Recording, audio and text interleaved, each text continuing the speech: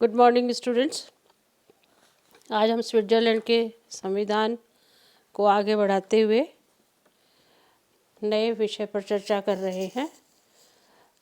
Switzerland का संविधान में सबसे प्रमुख जो विशेषता है वह यहाँ का प्रत्यक्ष लोकतंत्र, जिसके बारे में आज हम पढ़ने जा रहे हैं।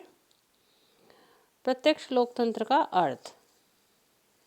प्रत्यक्ष लोकतंत्र का आशय है कि राज्य व्यवस्था की नीतियों का निर्माण एवं उसके संचालन के सिद्धांत समस्त नागरिकों की सामूहिक बैठकों अथवा सम्मेलनों में निश्चित होते हैं।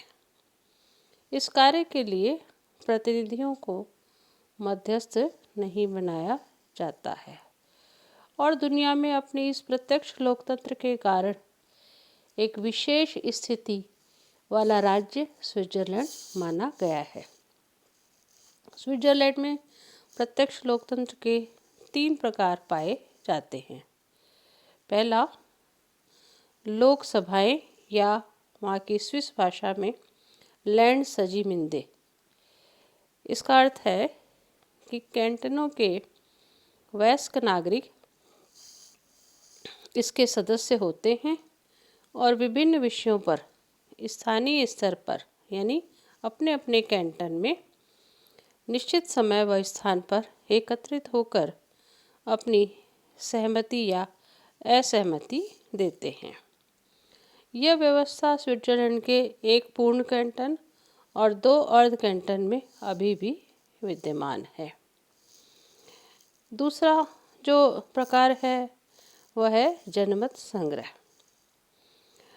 स्विस संघ या केंद्र व कैंटन दोनों के ही नागरिक संवैधानिक व अन्य प्रकार के कानूनों पर अपना मत प्रकट करते हैं, जिसे जनमत संग्रह कहा गया है। यह 2 प्रकार का होता है। एक है अनिवार्य जनमत संग्रह और दूसरा है ऐच्छिक जनमत संग्रह। सर्वसाधारण द्वारा स्वीकृत होने पर संघीय संसद का पुनर्निर्वाचन होता है। नई संसद पुनः उक्त प्रस्ताव पर विचार करके बहुमत पारित होने पर संशोधन प्रस्ताव जनमत संग्रह व कैंटनों के बहुमत के लिए प्रस्तुत होता है। स्वीकृत होने पर संशोधन प्रस्ताव क्रियाशील हो जाता है और इस प्रकार यह प्रक्रियाएं जनमत संग्रह व आरंभक दोनों में ही निश्चित होते हुए कार्य करती हैं। अब आइए बात करते हैं स्विट्ज़रलैंड में प्रत्यक्ष लोकतंत्र के तीसरे स्वरूप की, जिसको नाम दिया गया है आरंभक का। जिनेवा के अतिरिक्त सभी कैंटनों में संशोधन व कानून बनवाने के लिए आरंभक की व्यवस्था होती है। यद्यपि अलग अलग कैंटनों में यह अलग अलग संख्या के आधार पर निश्चित होता है। स्विस कैंटनों में प्रत्यक्ष लोकतंत्र के विभिन्न स्वरूप पाए जाते हैं। एक होता है लोक निर्णय या लैंडसजीमिंदे और दूसरा वही जैसा कि मूल जनमत संग्रह में केंद्र के लिए होता है जनमत संग्रह। यहाँ पर आरंभक की स्थिति के अंतर्गत जो आरंभक है वह स्विस नागरिक किसी नए कानून का प्रस्ताव बनाकर प्रस्तुत करते हैं। यह आंशिक व पूर्ण 2 रूपों में होता है। यह केंद्र व कैंटन में लागू होता है।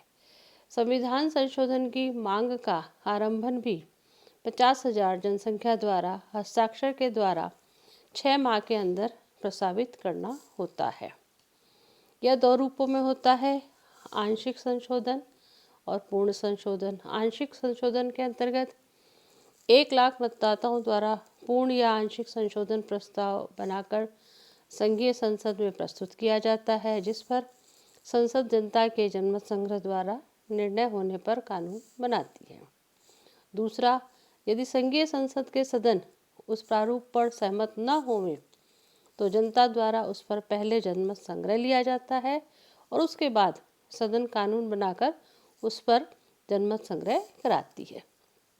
पूर्ण संशोधन के तहत 1 लाख मतदाताओं द्वारा अथवा संघीय संसद के किसी भी सदन द्वारा संशोधन प्रस्ताव प्रस्तुत किया जाए, उस पर जनमत संग्रह द्वारा ही निर्णय किया जाता है और फिर सर्वसाधारण द्वारा स्वीकृत होने पर संघीय संसद का पुनर्निर्वाचन भी हो सकता है। उपरोक्त विभिन्न गतिविधियों के माध्यम से स्विट्जरलैंड की जनता अपने पूर्ण लोकतांत्रिक अधिकारों का निरंतर प्रयोग करती है। अब प्रत्यक्ष लोकतंत्र की सफलता के उपरोक्त स्थितियों के मूल अगर हम कारण की तरफ ध्यान दें तो कुछ विशेषित स्थितियां स्विट्जरलैंड के संदर्भ में जानी जा गई हैं। जैसे स्विट्जरलैंड की भौगोलिक स्थिति, छोटा देश है, कम जनसंख्या है, इस प्रकार संपूर्ण नागरिक अपने देश की हर गतिविधि से भिज्ञ रहते हैं। दूसरा है जनता का चरित्र। जनता शांत, कर्मठ, नैतिक, बुद्धिमान व व्यावहारिक है। सामाजिक व आर्थिक समानता। लगभग सभी नागरिकों की स्थिति आर्थिक व सामाजिक रूप से बराबर की है। आर्थिक अंतर नहीं है अमीरी गरीबी का, इसलिए वहाँ की जनता के बीच में एक सामंजस्यपूर्ण व्यवहार दिखाई देता है। और एक बहुत बड़ी विशेषता है स्थानीय स्वशासन की परंपरा।